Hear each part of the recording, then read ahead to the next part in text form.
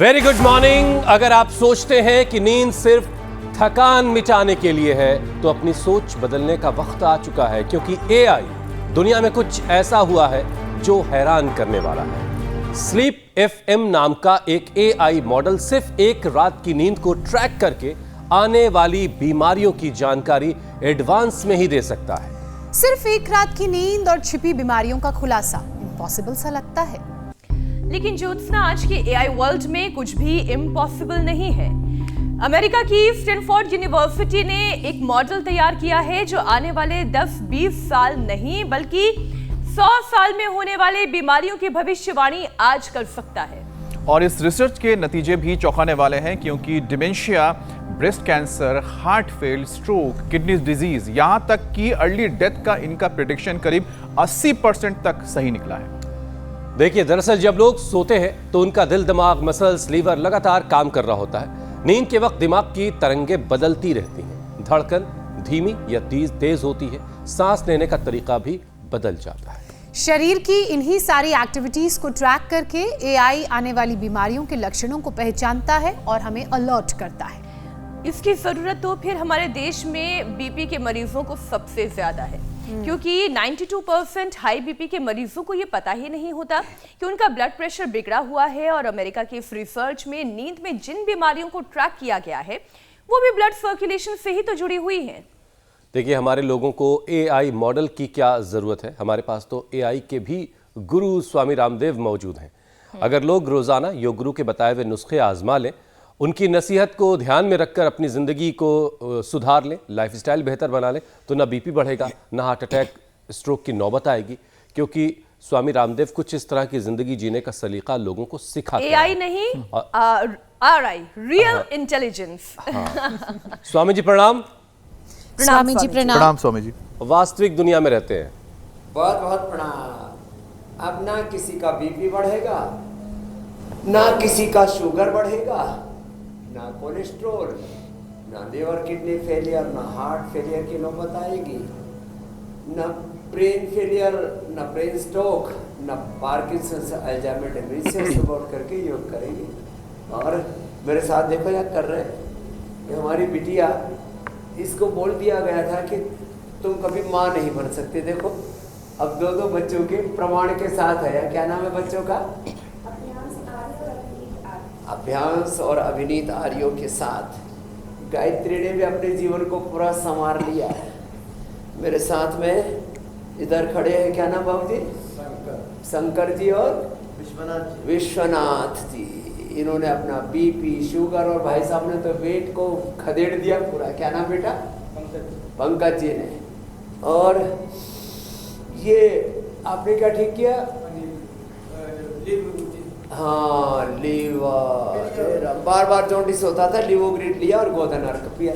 तिर्यक ताड़ासन, त्रिकोणासन, कोणासन, पादहस्तासन, यहाँ से तो शुरुआत करते हैं। और ये यहाँ से शुरुआत करके फिर रोज हम एक बार सूर्य नमस्कार करा देते हैं, थोड़ा दंड बैठक करा देते हैं, पावर योग करा करके, और हम अच्छे से जी सके, चैन की नींद सो सके और चैन से जिंदगी को जी सके। आज लोगों का सुख चैन, अब किसी का नाम सुख चैन है लेकिन चैन गायब है, सुख, स्वास्थ्य, दुखी राम स्वामी जी, दुखी राम हुआ ये तो एक तो हल्के हल्के ये करना, फिर ये, और ऐसे एक बार तो ये थोड़ा सा वार्म अप करवा देते हैं। तो वार्म अप सेशन था, फिर जो कर सके वो सुन। स्वामी जी, एआई दुनिया में रोजाना नई नई क्रांति ला रहा है, ये तो ठीक है, लेकिन अभी यूं ही ख्याल आया कि एआई के ज़रिए बहुत सारे आपके क्लोन भी बनाए जा सकते हैं, रामदेव 1, रामदेव 2 ऐसे। हालांकि उनको सारी जानकारी नहीं उनके अंदर फीड करनी चाहिए और दुनिया के तमाम देशों में फिर वो सबको योग सिखाते रहे, तो ये भी एक तरीका हो सकता है। बहरहाल देखिए स्वामी जी, एआई की दुनिया में एक और बड़ी रिसर्च हुई है। अमेरिका की स्टैनफोर्ड यूनिवर्सिटी ने एक ऐसा एआई मॉडल तैयार किया जो सिर्फ एक रात की नींद को ट्रैक करेगा और ये बता देगा कि अगले 10 से 20 साल नहीं बल्कि 100 से ज़्यादा सालों में क्या क्या बीमारी सामने वाले उस व्यक्ति को हो सकती है। इस बात की भविष्यवाणी कर सकता है 100 बरस में क्या क्या हो सकता है। ये तो वाकई बहुत ही हैरान करने वाला है। तो स्वामी जी, अव्वल तो 100 साल जीते ही कितने लोग हैं? बस वही जीते हैं जो आपके साथ रोज़ाना योग करते हैं या जी सकते हैं। लेकिन फिर भी बीमारियों की जानकारी अगर एडवांस में इस तरह से मिल जाए तो ये तो बहुत ही काम की बात है कि अगर बीमारी की पहले से जानकारी होगी तो आदमी बचाव भी कर पाएगा।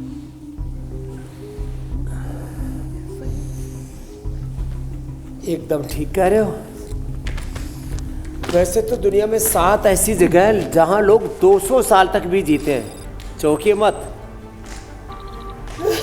कितने साल तक हुसैन भाई? 200 बरस। साल तक। मेरे को तो सोच करके लग रहा होगा कितनी पीढ़ियां देख लेते होंगे वो। मैंने उन्होंने देखा कि कैसे अंग्रेजों का साम्राज्य दुनिया के 150 देशों में था।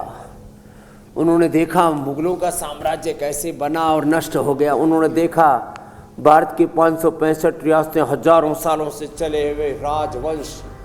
उन्होंने भारत से लेकर के, चाइना से लेकर के, नेपाल से लेकर के, रसिया से लेकर के कैसे अलग अलग राजा महाराजाओं का जो किंग्स थे उनका सब राजपाट बना, बिगड़ा, खत्म हुआ। बड़ी उथल पुथल देख लेते होंगे। तो इसके मूल में ना आहार ठीक हो, विचार ठीक हो, नींद ठीक आए, आहार, निद्रा, ब्रह्मचर्य, संयम, प्रकृति संस्कृति का अनुसरण करें, संतुष्ट जीवन जिए, अच्छी नींद हो, अच्छी भूख लगे, और ये तमाम तरह की उथल पुथल, उधेड़ बुन, आपाधापी जीवन में जो असंतोष है इससे तो बचना पड़ेगा। और जिनका जीवन ऐसे संतुष्ट रहता है, स्वामी जी रोज एक बार तो सी 25-50 बार ये भुजंगासन करो। आज हमारे स्टूडियो में एक साहब सो रहे हैं। के लिए बहुत अच्छा है, इम्यूनिटी के लिए बहुत अच्छा है। कि एक एंकर को गायब कर दिया इन्होंने। लेकिन उसकी तकनीकी वजह यह है कि ट्रैक किया जा रहा है उनमें कौन कौन सी बीमारी हो सकती है। लेकिन बेहतर होता कि उठ करके योग कर लेते तो बीमारियों का खतरा नहीं है। बड़े योग तो कर रहे हैं, निंद्रासन। ये बड़ा आज आपने गजब का जो है वो आपने जो ताना बाना बनाया आज स्टूडियो में, सच में कुंभकर्ण की याद दिला दिया। बहुत ही ज्यादा अच्छा लग रहा है। ग्राफिक्स की टीम को भी धन्यवाद। क्या अजब गजब नज़ारे पेश करते हैं। और हमारी बातचीत से भी डिस्टर्ब नहीं हो रहा है, सुख से ये भी अच्छा है। चैन की नींद भी सो सकेंगे। मुक्तावटी या बीपी ग्रेट खाली पेट, और खाने के बाद मेधावटी ले ले। अश्वगंधारिष्ट, सारस्वतारिष्ट या द्राक्षासव, बड़ी जबरदस्त है। नींद अच्छी आती है प्याज से भी। प्याज दोपहर को तो सलाद खाएं, सुबह थोड़ा अंकुरित के साथ थोड़ा प्याज काट के ले सकते हैं। मूंग मोठ आदि जो अंकुरित लेते हैं, थोड़ा फ्रूट्स काट के, मिक्स फ्रूट, और उसमें भी थोड़ा सा जो है सेवन कर सकते हैं प्याज का दोपहर को भी। और रात को तो कोई अपनी अपनी प्रकृति के अनुसार थोड़ा ठंडा होता है प्याज, तो रात को सब्जी के रूप में खा सकते हो। नींद जबरदस्त आती है साहब। स्वामी जी देखिए, खाते ये मखाना और पोस्तदाने की खीर बड़ी अच्छी होती है। थोड़ी बहुत हल्की बातें माहौल ज़रा हल्का रखती हैं, अच्छी बात है। लेकिन वाकई एआई वाली जो बात है बड़े कमाल की। अब स्वामी जी देखिए, अमेरिकन यूनिवर्सिटी ने ये तो दावा किया है कि इस एआई मॉडल के ज़रिए जिन 65,000 लोगों पर रिसर्च की गई है, उनको इस मॉडल ने heart fail, stroke, dementia, kidney, breast cancer और बेवक्त जो लोगों की जानी जा रही हैं, ऐसे लोगों को लेकर के भविष्यवाणी की थी। और औसतन स्वामी जी 80% तक ये भविष्यवाणी सही साबित हुई। मतलब किसी को कहा कि तुम्हारी किडनी फेल होने वाली है तो उसकी किडनी फेल हुई, ये ऐसा 80% हुआ। तो स्वामी जी, क्या इन बीमारियों के लक्षण इतनी मतलब इतना पहले नजर आ सकते हैं कि मुझे 50 साल बाद अगर मैं जिंदा रहा तो 50 बरस बाद मुझे क्या होने वाला, ये एआई कैसे पता लगा रहा है? यानी मेरे शरीर के अंदर ऐसा कुछ मौजूद है? दरअसल जेनेटिक एक्सप्रेशन एक एक सेल में ना, एक सेल में 46 जो क्रोमोसोम्स हैं, 23,000 जो उसके जीन्स हैं। जेनेटिक एक्सप्रेशन कैसे हो रहा है? यदि जेनेटिक एक्सप्रेशन उनका रॉन्ग डायरेक्शन में हो रहा है तो उससे लोगों का बीपी बढ़ेगा, लोगों का शुगर बढ़ेगा, लोगों का कोलेस्ट्रॉल बढ़ेगा, वात पित्त कफ दोष बढ़ेंगे, अलग अलग प्रकार के इन्फ्लेमेशन बढ़ेंगे, अलग अलग प्रकार के डिजीज के मार्कर्स बढ़ेंगे, तो ये जीन एक्सप्रेशन ये सच में एक रात की नींद के पैटर्न से पता लगाया जा सकता है। वो भीतर जो शांत रूप में एक सेल में 1 लाख से लेकर के 1 करोड़ एक्टिविटी 1 सेकंड में चलती है, तो बहुत डीपली जा कर के सूक्ष्म रूप से जो घटित तो हो रहा है ना, वो उसको हम माप सकते हैं, और ये गहरी बात है। और मापना एक बात है, मैं तो अगली बात कहता हूँ। अब पता लग गया है कि भैया 20 साल 30 साल बाद brain stroke, heart attack, liver kidney failure या कैंसर होने वाला है। Genetic BP, genetic sugar, genetic thyroid, genetic asthma, arthritis, acidity, बायोस्पिसर, फिस्टुला, जेनेटिकली जो है ब्रेन स्ट्रोक, हार्ट अटैक की, पार्किंसंस, अल्जाइमर, डिमेंशिया, कैंसर की संभावना है। वो हमारे साथ योग करना शुरू कर दे तो जेनेटिक एक्सप्रेशन भी राइट डायरेक्शन में होने लगेगा। ये है महिमा योग की। तो अर्धहलासन, पादवृत्तासन, एआई ये भी ट्रैक करके बताएगा स्वामी जी ऐसे कि करते जो लोग आपके सामने हाथ जोड़ के बैठे रहते हैं वो योग करेंगे कि नहीं करेंगे, कि खाली हाथ जोड़ के बैठे रहेंगे, ये भी बता देगा कुछ वक्त में। जिस तरह से तेजी से काम कर रहा है एआई वाला बाबा, वाकई में बहुत तेजी से उनको हो रहा क्या है स्वामी करना जी। है? साइंस जो है वो हर दिन के साथ एडवांस होता जो चला जा गुरु रहा है। कहिए सोई सोई करिए, हंस हंस कर भव सागर। इंटेलिजेंस भी स्वामी जी वो आर्टिफिशियल तो हो गई है। और आप हमेशा ये कहते हैं कि ऐसे वक्त में जब हम एआई की बात कर रहे हैं, हमें रियल इंटेलिजेंस के ऊपर गौर करना चाहिए। लेकिन स्वामी जी अगर बात नींद को ट्रैक करने की है और बीमारियों की जानकारी एडवांस में देने की है, तो स्वामी जी ऐसे में हमारे देश में तो बीपी पेशेंट्स की इतनी भरमार है कि सबसे पहले तो उन्हीं को इस ट्रैकर की जरूरत होगी। हमारे देश में बीपी के 92% मरीजों को पता ही नहीं होता कि उनका ब्लड सर्कुलेशन बिगड़ा हुआ है। आज हम उन तमाम लोगों का blood pressure Swami ji control में कराना है। और वैसे भी सर्दी में तो ज्यादा तला भुना खाने की आदत भी लोगों को हो जाती है। ये बहुत जरूरी आपने बात कही जी। एक तो भुजंगासन और एक ये मरकटासन, ये लंबा करना है। और जरा गौर से सुनिए, ये ऐसे तो करना है, ऐसे ऐसे, एक तो ये, दूसरा ये ऐसे ऐसे यो। अब देखो मैं 2 बातें बता रहा हूँ। एक क्षण में बीपी बढ़ जाता है, स्ट्रेस से, चिंता से, उत्तेजना से, आक्रोश से, क्रोध से, प्रतिशोध से, भय से, असमंजस्य से। और एक क्षण में जब चित्त शांत हो जाए तो वर्षों की बात हम करेंगे, 10, 20, 25 साल, 50, 100 साल बाद जिंदगी में क्या होने वाला है। लेकिन एक क्षण में भी समाधान हो सकता है। क्षिप्रम भवति धर्मात्मा शाश्वत शांतिम निगच्छति, कौन ते प्रतिजारी न वे भक्त प्रणश्यति। तो आरआई के साथ ये है RI SI, real intelligence and spiritual intelligence. और ये जब भुजंगासन और मरकटासन बहुत जबरदस्त। बस एक ही बात याद रखना, जिनको भी ब्लड प्रेशर है उनको शीर्षासन और सर्वांगासन नहीं करना, बस ये 2 को छोड़ना है। और कोई भी अभ्यास बहुत धूम धड़ाके के साथ नहीं करना। सहजम कर्म कौनते, सहज जो कर्म है ना, ऐसा सहजता के साथ जिससे जितना बन पाए, ये सहजता के साथ भुजंगासन, मरकटासन, सहजता के साथ पवन मुक्तासन, बहुत ही जबरदस्त। ये ऐसे और ये सेतुबंध है। जिनमें फ्लेक्सिबिलिटी हो वो ये भी कर लेना। तो ये ब्लड प्रेशर का पूरा पैकेज बता दियो। किसी भी कारण से, जेनेटिक रीजन से, इन्वायरमेंटल रीजन से, लाइफस्टाइल के गड्ढमड्ढ होने से, मनमानी करने से, बड़ों की गुरु की बात न मानने से, और महाजनों यनगता सपंथा यद्यदाचरति श्रेष्ठ तत्तदेवितरो जनः सयत् प्रमाणम कुरुते लोकस्तदनुवर्तते। तो देखो ये पवन मुक्तासन और मंडूकासन, ये तो सभी कर सकते हैं, कितना इजी है। छोटे छोटे बच्चे भी कर रहे हैं हमारे साथ और बड़े बच्चे भी कर रहे हैं। और मंडूकासन शशकासन से ही लोग फॉरवर्ड और बैकवर्ड बेंडिंग से बीपी नॉर्मल हो जाता है। बाकी फिर ये मुक्तावटी और बीपी ग्रिड किस काम आएगी?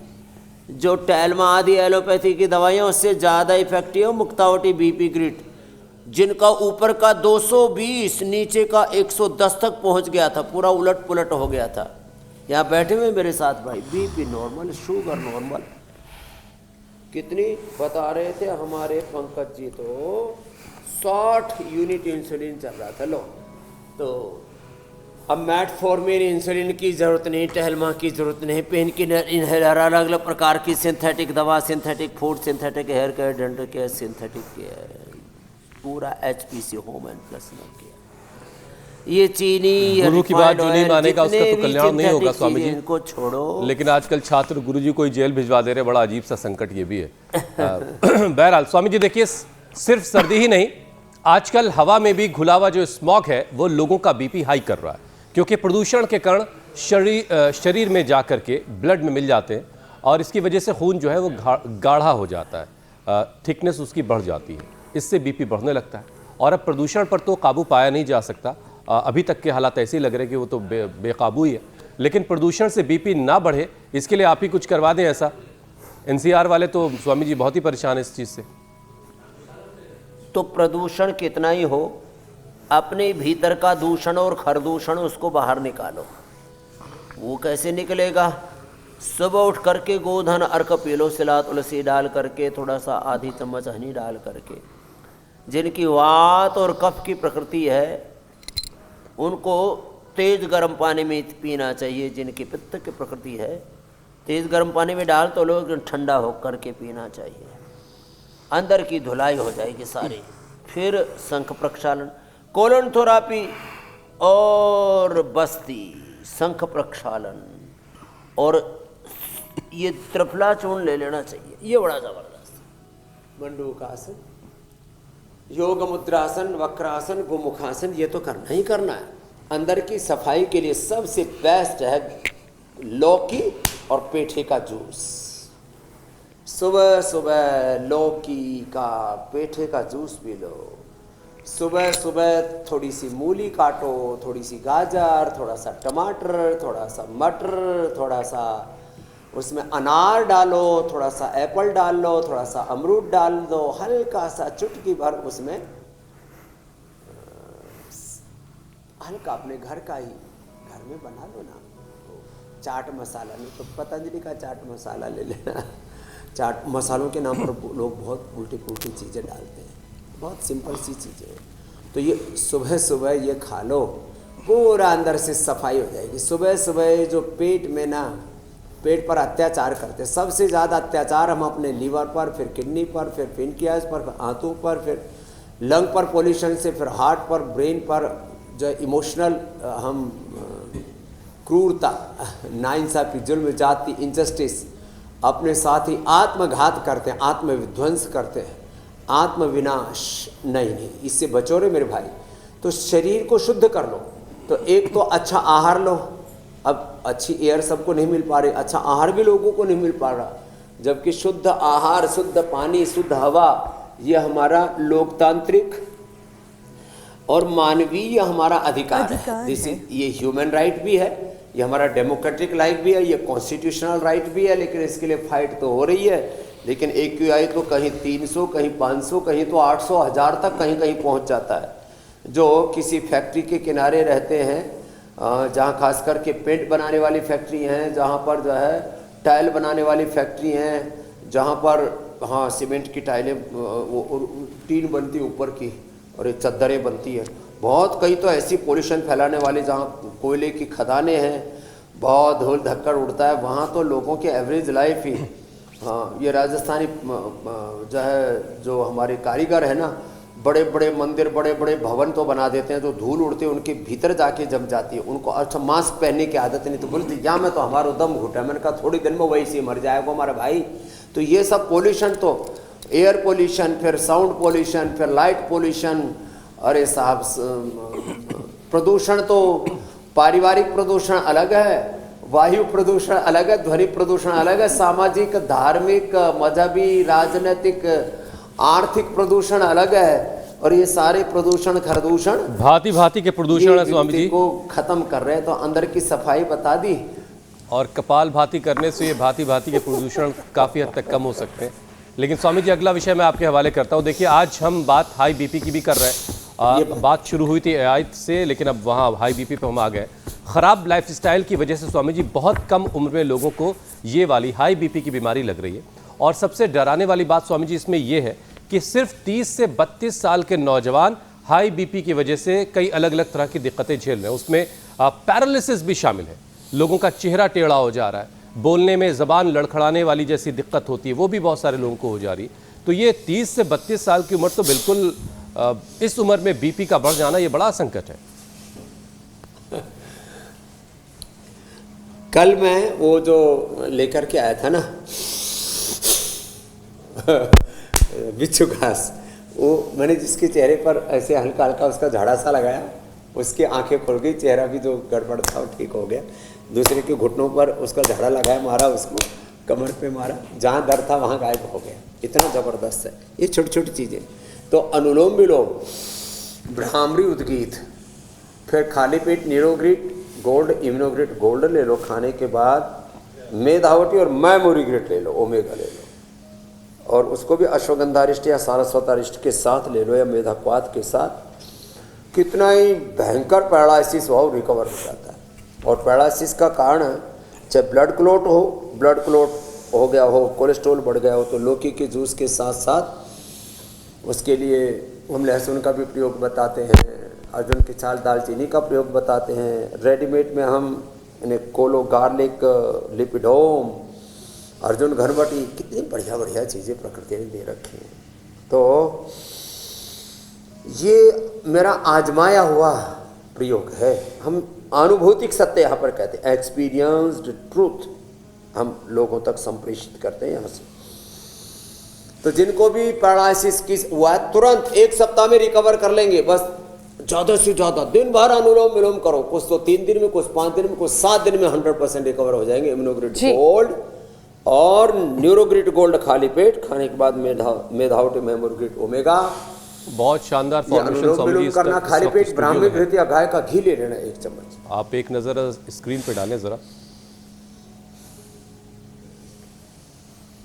Oh thank you, very good, excellent, अप्रतिम। स्वामी जी हेल्थ एक्सपर्ट के मुताबिक 7 दिन अगर डाइट में केला, नारियल पानी और तुरई की सब्जी को लिया जाए, शामिल किया जाए, तो इससे बीपी कंट्रोल किया जा सकता है, क्योंकि इनमें पोटेशियम की अच्छी क्वांटिटी होती है, मात्रा होती है। और इसके अलावा बीपी के मरीजों को डाइट में और क्या क्या शामिल करना चाहिए जिससे बीपी उनका कंट्रोल में रहे? एक तो बहुत तेजी से भस्त्रिका नहीं करना चाहिए, धीरे धीरे भस्त्रिका, धीरे धीरे कपालभाति, धीरे धीरे अनुलोम विलोम। जितने भी फ्रूट्स हैं, वेजिटेबल्स हैं, सलाद्स हैं, और खाने का क्रम ये रखना चाहिए। पहले सलाद, अंकुरित फ्रूट्स, बाद में पका हुआ, और अंत में जो भी कुछ हलवा, किसी को बहुत पसंद है जलेबी, लड्डू आदि या मिष्टान आदि, वो अंत में लिया करें। और खाना सब कुछ नपातुला, संतुलित, सात्विक, और वात पित्त का अपने दोष प्रकृति के आधार पर ऋतुचर्या, दिनचर्या, योगचर्या, आहारचर्या, दिनचर्या, ये बड़े महत्वपूर्ण तत्व हैं, इनका ध्यान रखना। तो छोटी छोटी बातों का ध्यान देंगे। सच में खाली भस्त्रिका, कपालभाति, शीतली या चंद्रभेदी, जीभ बाहर निकाल के मुंह से लिया, नाक से छोड़ दिया, बाएं से लिया, दाएं से छोड़ दिया, शीतली और ये चंद्रभेदी बीपी के लिए बहुत ज़बरदस्त। अनुलोम विलोम, भ्रामरी उद्गीत भी। और अपने आपा नहीं खोना, धीरज रखना। धृति क्षमा दमोस्त्यम शौचम इंद्रिय निग्रह धीर विद्या सत्यम क्रोधो दशकम धर्म लक्षण। धीरज रखो। कुछ लोग हमेशा ही उबलते से रहते हैं, ये ठीक नहीं है। तो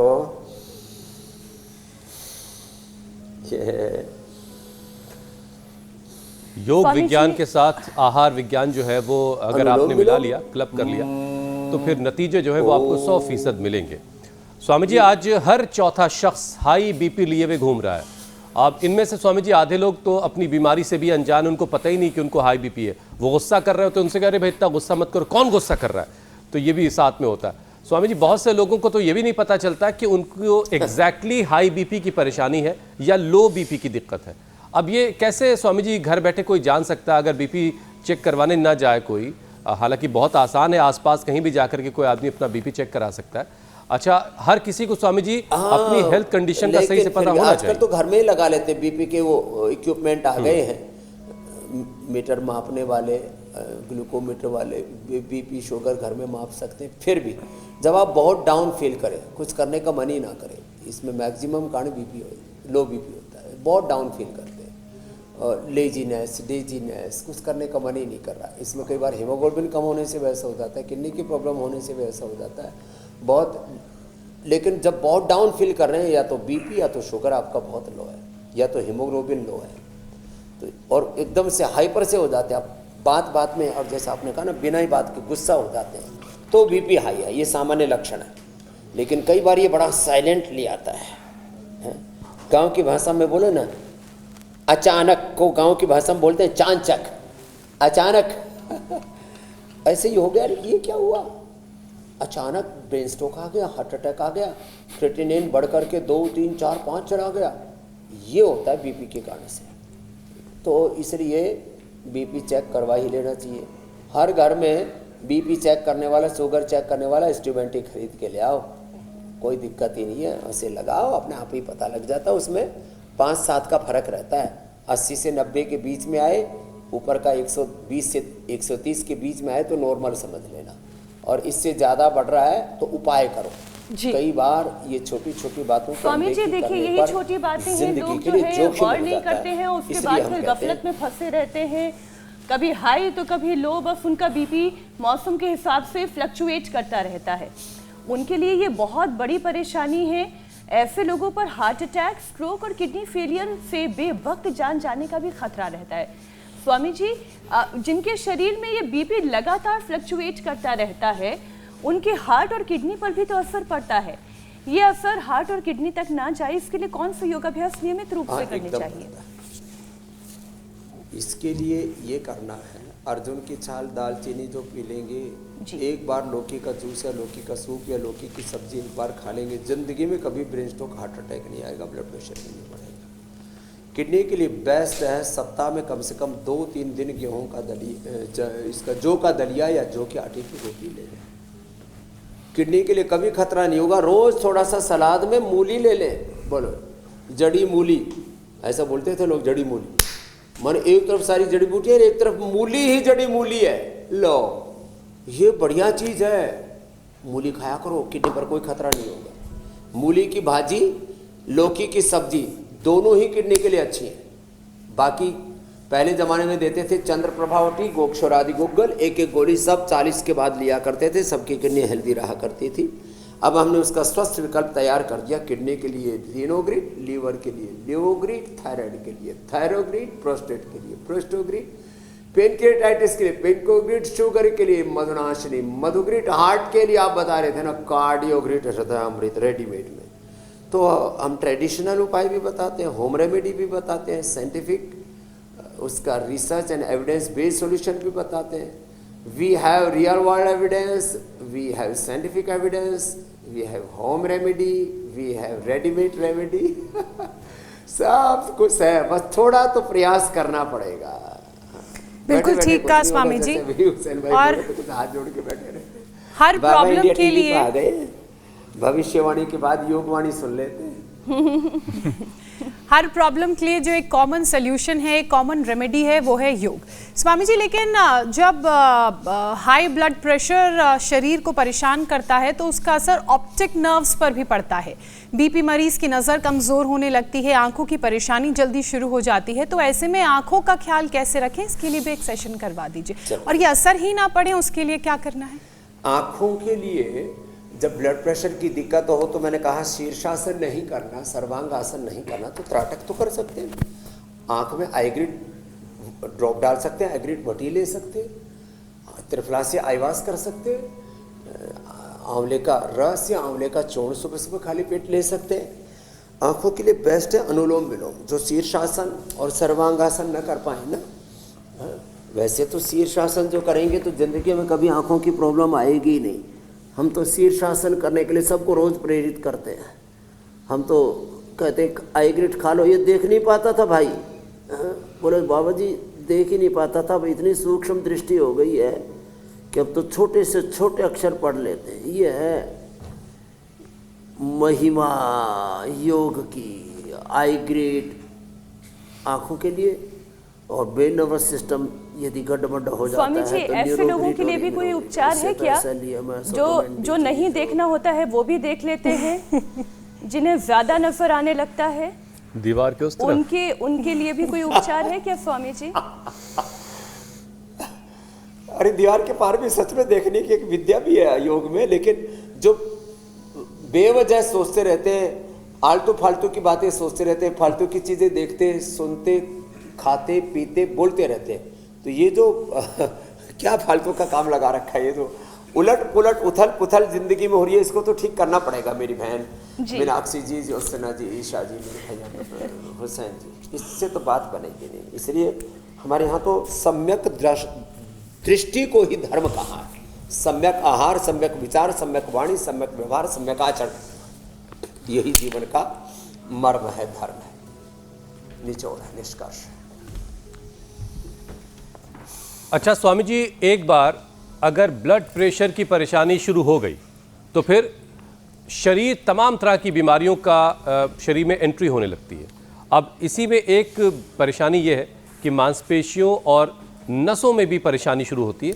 अब इसके लिए क्या करना है? मांसपेशियों और नसों में जो प्रॉब्लम शुरू होती है, इसके लिए क्या किया जाए?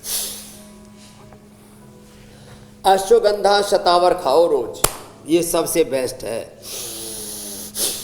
और दूध घी खाओ, दूध दही घी, 1 चम्मच से ज़्यादा घी नहीं होना चाहिए, 1 गिलास से ज़्यादा दूध नहीं होना चाहिए, कटोरी से ज़्यादा दही नहीं होना चाहिए। लोगों ने बहुत ज़्यादा खाना शुरू कर दिया घी, वो भी गलत है। अति सर्वत्र वर्जित। घी कितना ही अच्छा हो, दूध दही कितने अच्छा हो, एक सीमित मात्रा में ले। लेकिन जो 1 चम्मच खाली पेट घी घृतपान कर लेते हैं, 1 गिलास जो दूध पी लेते हैं, सुबह दही, दोपहर को छाछ, रात को दूध 1 गिलास, थोड़ी थोड़ी चीज़ें कर लें, मांसपेशियाँ मजबूत रहेंगे। देखो, और 1 कटोरी दाल, उसमें प्रोटीन पूरा मिल जाता है। दूध दही में भी प्रोटीन पूरा होता है। प्रोटीन के नाम पर, विटामिन के नाम पर बहुत लोगों के ज़िंदगी में घोटाला हो रखा है। और तो योग करते रहिए। भस्त्रिका, कपालभाति, अनुलोम विलोम। स्वामी जी देखिए, एआई जो है वो सारी प्रॉब्लम तो बता देगा, लेकिन सोल्यूशन जो है वो नहीं करेगा। वो जाकर के लीवर को ठीक नहीं करेगा, वो किडनी को ठीक नहीं करेगा, वो तो सिर्फ बताएगा प्रॉब्लम है। उसके लिए तो योग करना ही पड़ेगा। योग समाधि, हाँ, योग तो बहरहाल करना ही करना है। स्वामी जी, अब वक्त हो गया आज की संजीवनी का।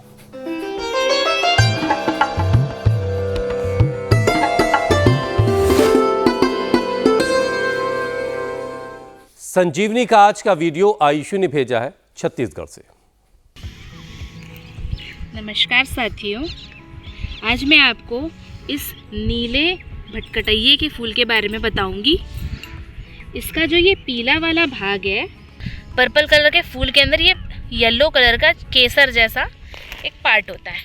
ये यूज़ आता है जब आपको ज़्यादा खांसी हो, गले में खराश हो और आपकी 15-20 दिन से भी ज़्यादा, महीने भर भी पुरानी खांसी हो, तो आप इस पीले वाले पार्ट को तोड़कर, ये देखिए बहुत ही थौनी होता है ये, बहुत ही ज़्यादा कांटे वाला, तो आप इस पीले वाले भाग को तोड़कर, मतलब एक एक इसको लेकर गुड़ की गोलियां बनाएं और उन गोलियों को आप स्टोर करके रख लें। और आप उसको दिन में जितने बार भी आपको खांसी का फील हो रहा है, या 8-10 बार, जब मन करे 1-1 गोली डालें मुंह में और उसको अंदर कर लें, आपकी खांसी जड़ से खत्म हो जाएगी। ये स्वामी जी भटकैया नाम भी बड़ा कमाल का इसका। ये जबरदस्त उपाय बताया। ये कंटकारी कटेली की कई प्रजातियां हैं। ये सच में कफ कोल्ड के लिए हमारे यहाँ तो कंटकारी अवलेह है, कंटकारी वटी, इसको तो पूरा इसका पंचांग सहित लेकर के इसको उबाल करके पूरे परिवार को पिला दो। सर्दी जुकाम कफ कोल्ड नज़ला, जिनको परिवार में जेनेटिक जो है रेस्पिरेटरी सिस्टम वीक है वो भी इससे ठीक हो जाएगा। और गुड़ तो अपने आप ही कफनाशक होता है।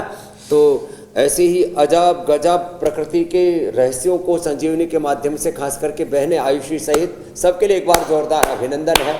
ऐसे ही धरती की संजीवनी आपको आप तक संप्रेषित कर रहा है इंडिया टीवी। और योग तो संजीवन बूटी है ही, और औषध के साथ रघुपति भगति संजीवन मूरी अनुपान श्रद्धा मति पूरी। बहुत बहुत धन्यवाद, प्रणाम। प्रणाम स्वामी जी। बहुत शुक्रिया स्वामी जी, बहुत बहुत धन्यवाद।